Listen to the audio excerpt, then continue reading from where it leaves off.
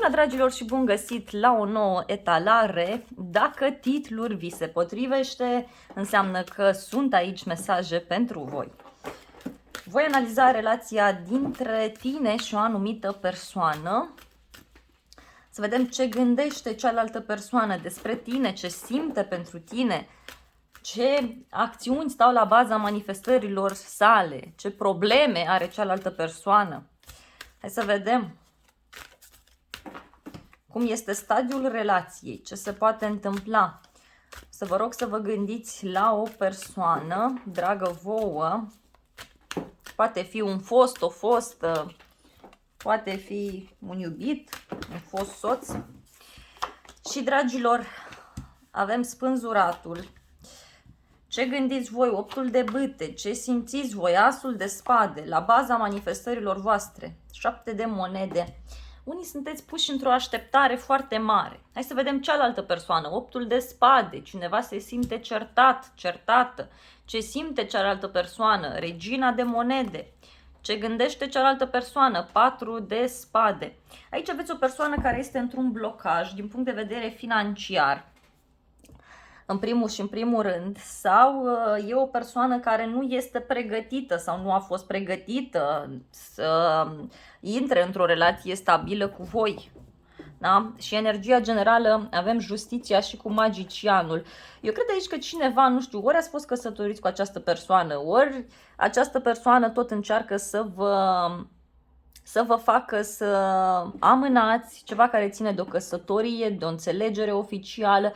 Văd că au fost tot felul de discuții aprinse și, de asemenea, dragilor, mai văd aici că e posibil ca pentru unii dintre voi să aveți parte, știu eu, de niște secrete pe care le deține această persoană și pe care el sau ea consideră că voi nu trebuie să le știți. Dar să știți că în momentul de față justiția divină a intervenit. Justiția divină a intervenit și ori relația în momentul de față este în pauză, ori pur și simplu voi nu comunicați foarte mult cu această persoană. O decizie care trebuie să se ia la nivel de justiție, un divorț, ceva care are legătură cu niște acte, o decizie pe care poate chiar această persoană trebuie să o ia, pur și simplu vă blochează relația, dragilor. Văd aici că cineva se sacrifică. Sunteți voi? Posibil. E cealaltă persoană?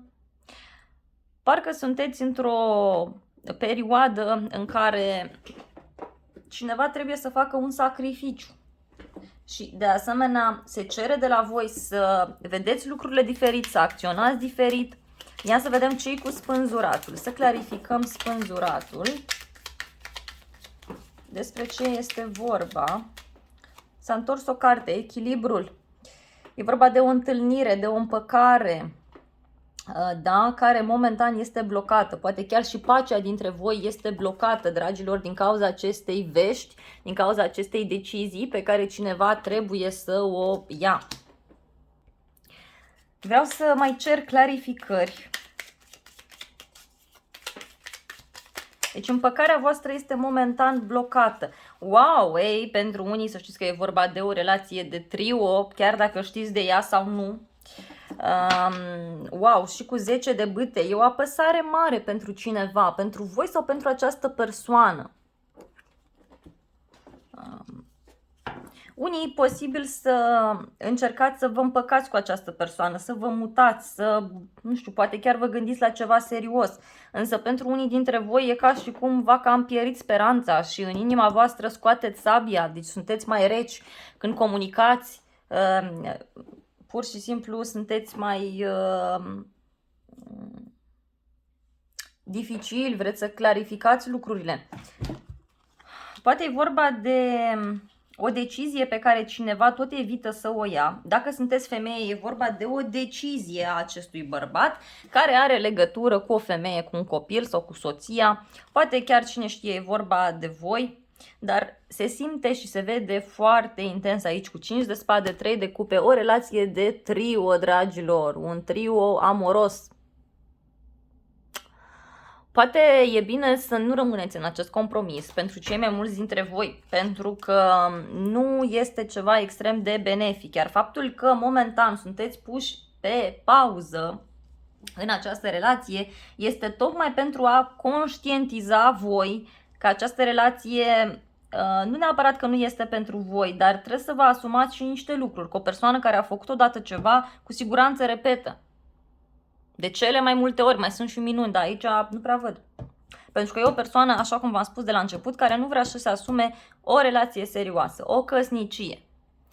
Mergem mai departe, hai să vedem ce gândiți voi, 8-ul de bâte. Voi vă simțiți atrași de această persoană. Ori ați fost, ori încă sunteți.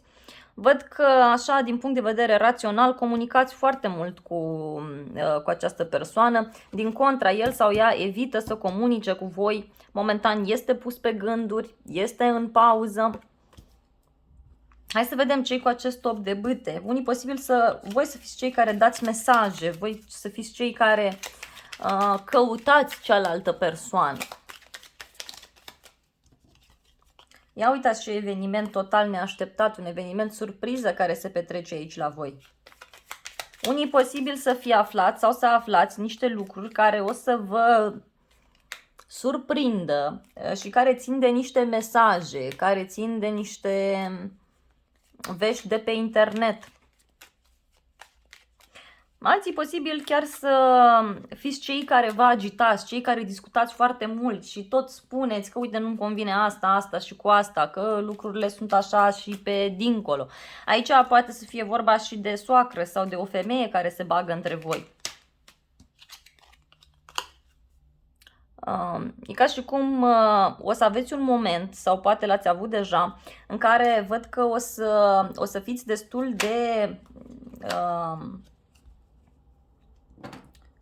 tranșanți și o să vreți să deschideți discuția despre o relație serioasă, despre un angajament serios iarăși pentru alții dintre voi. Poate ați avut deja, cine știe, poate ați fost surprinși din acest punct de vedere și din punct de vedere rațional pentru voi lucrurile sunt ok așa cum sunt. Ia uitați, unii posibil chiar să vedeți această persoană cu niște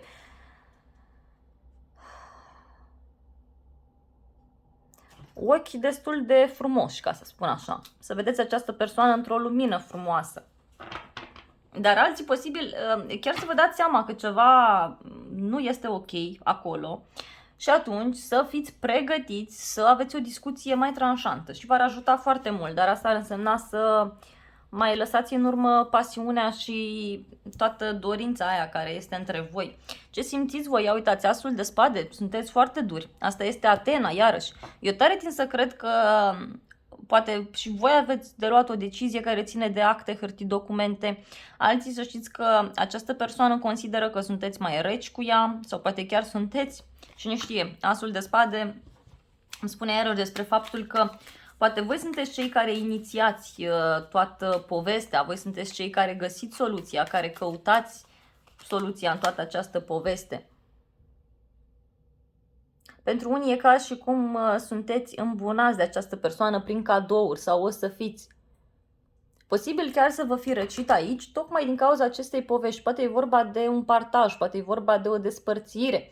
Pentru alții poate să fie vorba de faptul că cealaltă persoană este concentrată foarte mult pe zona banilor. Vouă pur și simplu nu vă convine, dragilor, pur și simplu nu vă place. Ia uitați, un 3 de bâte. Este o persoană care stă într-un drum scurt față de voi, adică stă în apropierea casei voastre, fizic vorbind, sau este undeva la distanță mare.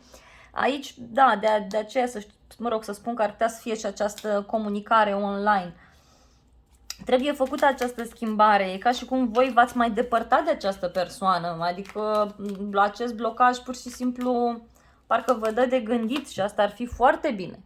Ia uitați, încercați, este o persoană care vă ajută să faceți noi activități, alții posibil să vă gândiți, dar mai am de trăit, dar vreau să-mi trăiesc tinerețea pe care n-am apucat să o trăiesc sau eu știu anumite momente pe care mi-am dorit să le trăiesc și mi-am pierdut timpul cu această persoană. Ia uitați, un 10 de spade. Unii dintre voi sunteți destul de supărați pe această persoană și văd că impuneți așa un respect. Impuneți respect, mai ales dacă sunteți doamne sau domnișoare. Bun, aici aveți un 7 de monede, sunteți într-o așteptare, dragilor, o așteptare destul de mare. Și parcă stați și analizați ceea ce a făcut cealaltă persoană în urmă. Stați și vedeți, domnule, lucrurile astea nu se mai clarifică, nu se mai solidifică, nu devin mai mature, mai sigure.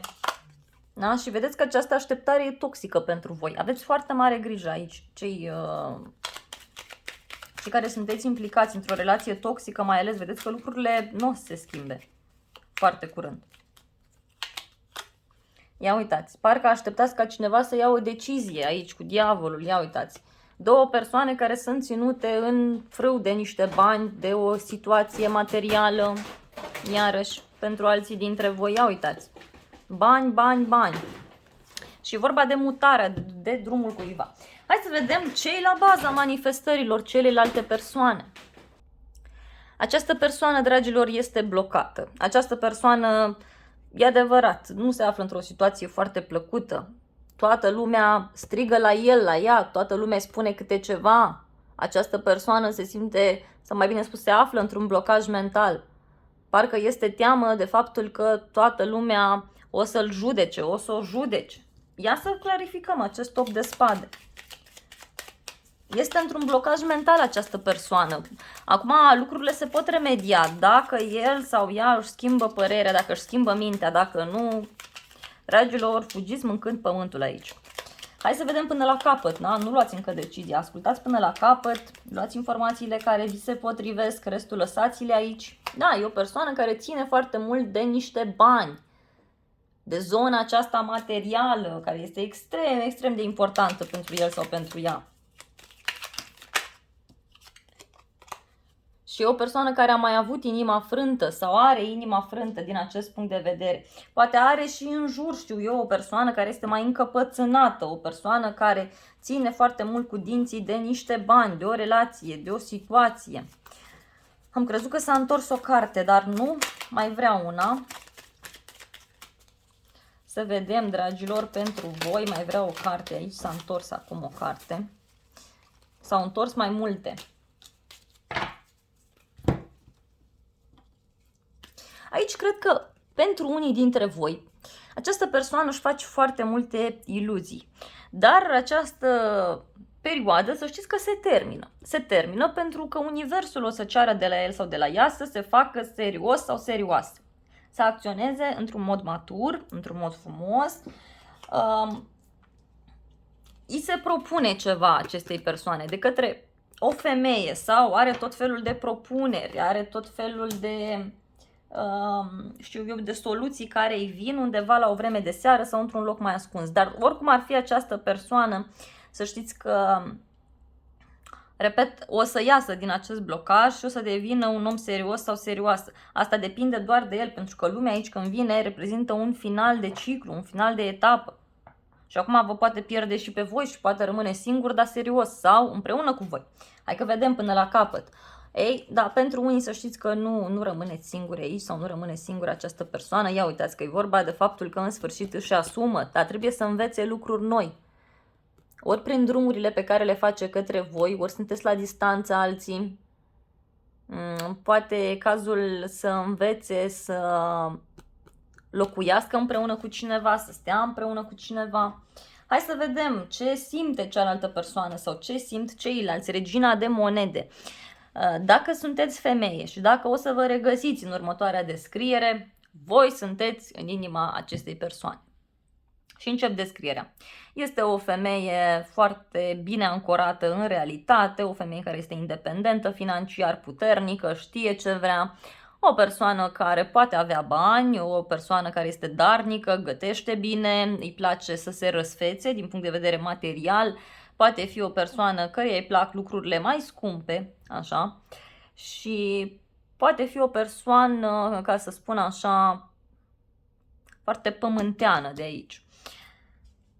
Dacă nu vă regăsiți în descriere, doamnelor și domnișoarelor, atunci să știți că e vorba de altcineva care este în inima acestei persoane și din acest motiv voi aici sunteți indeciși. Din acest motiv scoateți sabia. Spuneți, domnule, vorbe. Da. Gesturi, da, așa micuțe, hai, ori e albă, ori e neagră. Cam asta simțiți voi, cam asta vreți. Acum, pentru domni, văd că aveți parte de o asemenea persoană. Este cineva care este în stare aici să vă ofere, acum în general vorbind, și dacă sunteți domni și dacă sunteți doamne, dar în special dacă sunteți domni. această persoană pur și simplu v-ar da aici și cerul, v-ar da tot ce ar putea din punct de vedere material. Este o persoană darnică, o persoană care își dorește stabilitate alături de voi.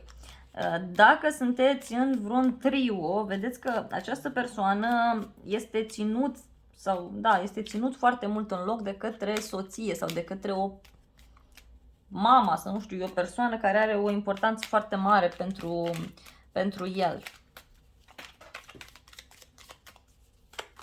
Dar și dacă discutăm de bărbați și nu ați regăsit femeia de lângă în această descriere pe care am făcut-o mai devreme, înseamnă că e vorba de o persoană din casă, de la această femeie. Ia uitați aici. Ce pot să mai văd aici este că această persoană are tot felul de secrete. Ori această persoană nu arată cu adevărat statutul său din punct de vedere financiar. Poate este o persoană mai ascunsă din acest punct de vedere. Sau o persoană care știe să facă bani, o persoană care deține o cunoaștere înaltă. Pentru unii această persoană ascunde de voi zona aceasta materială. Ia uitați, ceva care are legătură cu o firmă, cu o instituție, cu o persoană cu uniformă pentru alții dintre voi. Această persoană are de luat o decizie și dacă nu o ia, că nu îl văd ok sau nu o văd ok. E ca și cum această persoană este influențată de foarte multe femei. Foarte multe femei, pot fi copii, pot fi, eu știu, persoane din familie, prietene, da, rude și așa mai departe. Această persoană pur și simplu să știți că își dorește ceva stabil cu voi. Dar vrea mai mult să fie ca o relație de relaxare pentru el sau pentru ea, dar nu într-un sens negativ. Cel puțin așa vede cealaltă persoană lucrurile. Și da, și-ar dori ceva oficial, și-ar dori ceva extraordinar de frumos. Poate e vorba și de niște bani pe care această persoană și-i dorește. E ca și cum această persoană vrea foarte mult să fie fericit sau fericită în inima sa, deci pentru sufletul său să fie fericit și fericită. Nu neapărat să fie ceva oficial, ca să spun așa. Pentru unii să știți că, nu știu, această persoană se simte destul de bine alături de voi, adică nu are probleme, ca să spun așa. Ideea este că voi aici cam mirosiți că ceva nu e în regulă. Hai să vedem patrul ăsta de spade. Ce gândești, da? Această persoană vrea să ia o decizie în privința voastră și nu știe ce să facă.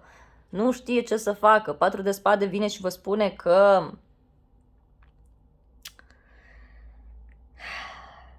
stă pe gânduri, dacă să continue sau nu, să știți, pentru unii.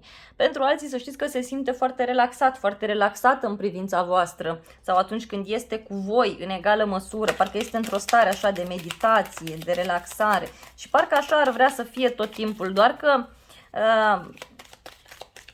acum, ce să zic, depinde și de voi. Ia uitați, doamnelor și domnișoarelor, să știți că aici e vorba de un bărbat temător, un bărbat care poate pur și simplu ar vrea să plece de lângă voi, dar este teamă. Este teamă să vă și spună de această decizie. De asemenea, pentru alții să știți că discutăm despre un bărbat foarte plin de viață, pozitiv, este un bărbat asumat, curajos, în schimb în ceea ce vă privește este ușor temător. Poate este teamă să nu vă piardă, eu știu, poate este teamă ca voi să nu fugiți, dar pentru alții să știți că această persoană ar vrea pe de-o parte să plece din relație, dar nu prea știe ce să facă, este teamă, da? Este teamă pentru că voi contați foarte mult din punct de vedere emoțional. De asemenea, această persoană are de renunțat la ceva anume și acest aspect pur și simplu îl pune pe gânduri. Poate uneori nici nu este prezent acolo cu voi când vorbește. Și ia uitați ce stresat sau stresată este această persoană. Referitor la o perioadă așa mai de aventură, la o perioadă cu mai multă pasiune. Poate îi pare rău că a greșit față de voi. Posibil și acest lucru pentru unii să fie vorba de un trio la mijloc, cum am spus. Dar nu-i pentru toată lumea. Dar este teama acestei persoane, pur și simplu, pentru că trebuie să renunțe la ceva, cum ar fi ceva de ordin material, deci ceva bani, o casă, nu știu, ceva, pentru voi. Da? Sau să renunțe la voi, dar oricum ar fi, n-are parte de așa ceva, pentru că lucrurile se încheie. Universul pur și simplu vine și vrea să-i ofere o lecție acestei persoane, și anume să fie serioasă. Să fie serioasă, să fie curajoasă, să-și spună emoțiile și să înfrunte greutățile vieții, să nu le dea pe umerii altei persoane, pentru că nu e normal până la urmă. Iar voi aici, pur și simplu, sunteți într-o perioadă în care Universul vă transmite următorul mesaj, dragilor. Fiți cu băgare de seamă, această pauză, acest blocaj pe care voi îl simțiți și care, v-am spus, are legătură cu un divorț, cu o căsătorie, cineva care tot a amânat sau tot amână niște decizii, da? Pur și simplu sunt ca o binecuvântare pentru voi să vă dați seama de toxicitatea din această relație sau de defectele acestei persoane, pentru că până la urmă voi puteți să rămâneți cu această persoană, dar depinde fix de voi dacă sunteți deciși, da, sau decise să acceptați defectele celelalte persoane. Pentru că știți cum se spune, așa calitățile ne plac tuturor, da, defectele, se spune că e bine prima dată să vedem defectele celelalte persoane, să vedem dacă le putem accepta și dacă le putem accepta, atunci cu siguranță calitățile sunt binevenite, oricât de multe sau de puține ar fi ele. Vreau să mai extrag și 2 cărți țigănești pentru voi. 3 sunt ghidată să extrag, una pentru voi, una pentru cealaltă persoană și una ca și relație. Da, se rezolvă ceva cu acte. Și cineva pleacă, cineva se mută. Ia să vedem. Să avem așa o carte pentru această persoană. O carte pentru voi.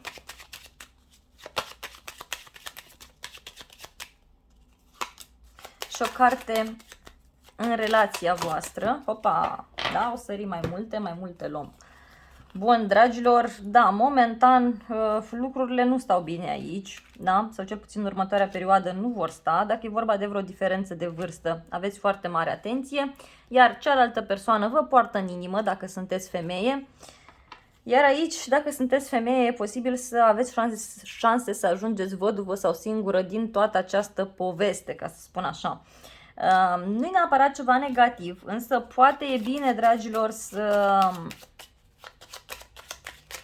să fiți ușor atenți. Uitați că s-a întors dragostea și cu acest cadou. Dragilor, după o perioadă urâtă aici, să știți că lucrurile se rezolvă, dar mai durează. Depinde pur și simplu de voi dacă ajutați această persoană să treacă peste problemele pe care le are, pentru că are nevoie de multă susținere din partea voastră. Persoana aceasta trece printr-o transformare extrem de mare, nu vă îndepărtați de el sau de ea dacă doriți să continuați relația. Dacă e chiar atât de urât și nu se mai poate reface nimic, atunci cărțile vă sfătuiesc să vă vedeți puțin de treaba voastră, să înțelegeți lecția de aici. Stați puțin singuri, înțelegeți lecția, stați singuri și apoi o luați de la zero, că aveți și voi o lecție de învățat. Dar dacă vreți să continuați relația, încercați să sprijiniți această persoană, să o ajutați să iasă din negura în care se află. Dragilor, aceasta a fost citirea voastră. Eu vă mulțumesc frumos pentru vizionare, vă iubesc, vă îmbrățișez cu drag pe toți, să aveți o zi binecuvântată și nu uitați să vă abonați, să apăsați clopoțelul, să lăsați un like dacă v-a plăcut filmarea și să o împărtășiți și cu o persoană dragă vouă, că poate are mesaje importante aici. Eu vă îmbrățișez cu drag și să aveți o zi pe inima voastră și să luați decizii cu înțelepciune, că asta contează cel mai mult.